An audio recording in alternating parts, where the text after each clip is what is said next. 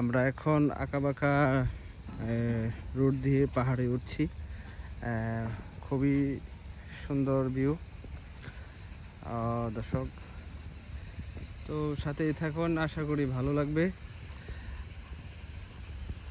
আমি আর আমার এক ছোট ভাই এখন পাহাড়ে ঘুরতে আসছি। আমরা আছি কম্বোডিয়াতে। তো সেই অতি সুন্দর কিছু দৃশ্য আপনাদেরকে আজকে দেখাবো।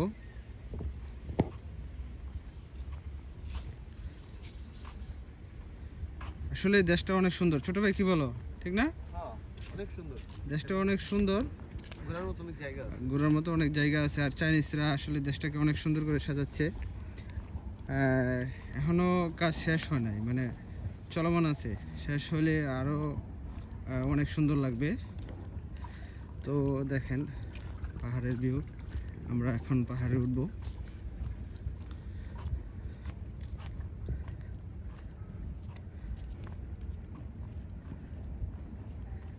আজকের সিনারিটা আসলেই ভালো, হালকা মেঘলা আকাশ। আর এখানে প্রতিদিনই বৃষ্টি পড়ে, তাই না? 3-4 দিন বৃষ্টি পড়ে, প্রায় প্রতিদিনই বৃষ্টি আসে। এখন বৃষ্টির মানে বৃষ্টির সিজনে এখন।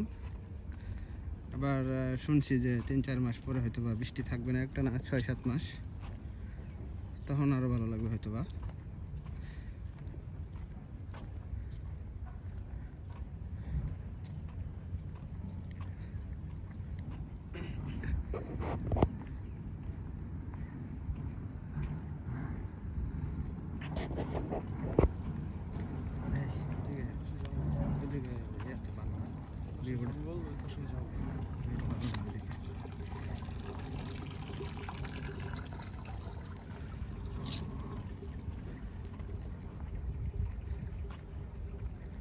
এখানে মানে হকি খেলবো, ঠিক না? হ্যাঁ, এই যে এক পদের আছে না, যে ব্যাট দিয়ে বাড়ি দেয়, এটার নাম কি কয়? জানি না। ও হকি না, এটা যাই হোক, ওইটাই সিস্টেমটা করছে। হ্যাঁ, খেলতে টাকা লাগে অবশ্যই, গাছ খরচ করে করছে, পরিচর্যা করতেছে। এই জায়গায় কিছু খেলার কথা, টাকা নাই।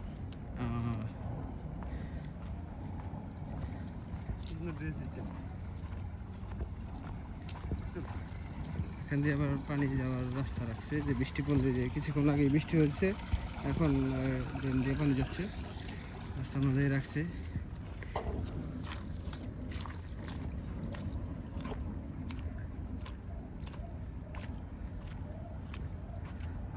প্রাকৃতিকভাবে কম্বোডিয়া সুন্দর আছে। এই জায়গায় যদি আসলে কেউ ঘুরতে আসে ভালোই হইব না, দেখার মতো অনেক কিছু আছে। দেশটা অনেক বড়, জনসংখ্যা কম, যার ফলে জঙ্গল, এই বন জঙ্গল একটু বেশি। হ্যাঁ, আর চাইনিজরা অনেক প্রজেক্ট করতেছে। আমরা চাইনিজ প্রজেক্টে জব করি। ওকে, তো আমরা স্যালারি প্রায়, মানে ওভার টাইম বেশি হইলে 70-80 পড়বো না? ওভার টাইম যদি বেশি হয় 70-80 পড়বে। আর আপনার রেগুলার স্যালারি যেটা, এটা 63,000 আসে মনে হয়। হ্যাঁ, 63। তো আপনারা চাইলে কম্বোডিয়া আসতে পারেন। একবারে খারাপ হবে এরকম না, মোটামুটি ভালোই হবে। যদি লং টাইম থাকেন তাহলে কিছু করতে পারবেন, আর কম্বোডিয়াটা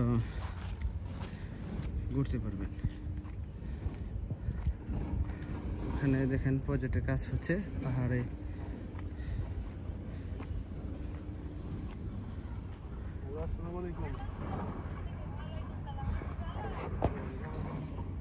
আমরা মোটামুটি এখন উপরে আছি। সবাই ভালো থাকবেন, আল্লাহ হাফেজ। ভিডিওটা এই পর্যন্তই। ভালো লাগলে অবশ্যই চ্যানেলে ফলো, সাবস্ক্রাইব করে রাখবেন। ধন্যবাদ সবাইকে।